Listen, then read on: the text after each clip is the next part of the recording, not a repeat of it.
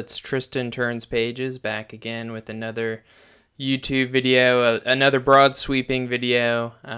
Mentioned in my last video, we're about halfway through the calendar year 2025 and wanted to just mark some of the best books I've read so far this year.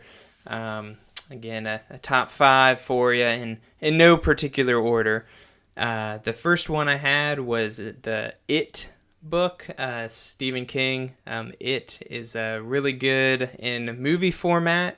It's where I first learned of it, but definitely had a good time reading this book. It is one of the longest books out there, always on some of the top 10 longest book lists, and I've got another one on there as well, so maybe there's something to these long books. But it is really cool, split into 2 different time periods, and would definitely recommend that one if you're into just good old-fashioned, Stephen King has such a good way of writing from a childhood perspective, and those nostalgia themes are really strong. A little bit scary, maybe not as scary as the movie and the Skarsgård acting performance was, but definitely recommend that if you're just wanting a good old-fashioned good time in a book that you can take your time with.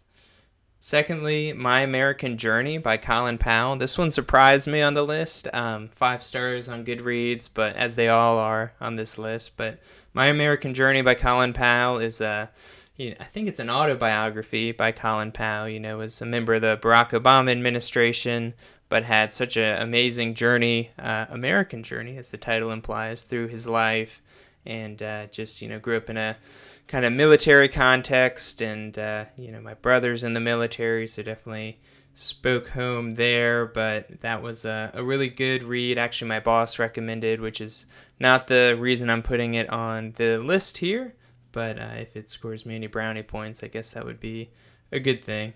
Third on the list, also on many of the longest books of all time lists, and I believe it won the Pulitzer Prize at some point, is The Power Broker. The Power Broker by Robert A. Caro. Just a story of kind of the formation of New York. Goes way back in time. Again, really takes its time. All, historical, nonfiction, and really good on some architectural, civil engineering type aspects of what went on in forming New York and its boroughs. So highly recommend, again, The Power Broker by Robert A. Caro. And then fourth on the list, Practice of Godliness. Always loved Jerry Bridges. Again, not shying away from putting Christian books on here. They are really important to me and helpful in my spiritual life, but also in the universe of which I read. So Practice of Godliness, filled with a lot of practical tips on what you can be doing or applying yourself to in order to practice godliness. And that's something that we are trying to attain in our household, and went through a series in our church and community group about the spiritual disciplines. This was not the book that was in focus at the time, but Jerry Bridges, the late great, a navigator, which was the ministry I took part in college. Really, really quality read.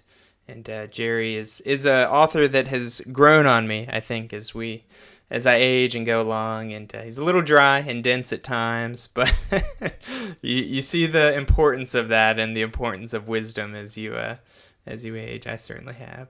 Last on the list of the top books that I've read in the first half of this year was I Love Mormons, another Christian book. Again, I Love Mormons by David Rowe. I read that very early in the year. Took my time with it. It was definitely an interesting read on the Mormon religion in general. It's kind of cloaked in mysticism in America, at least on the East Coast where I'm at.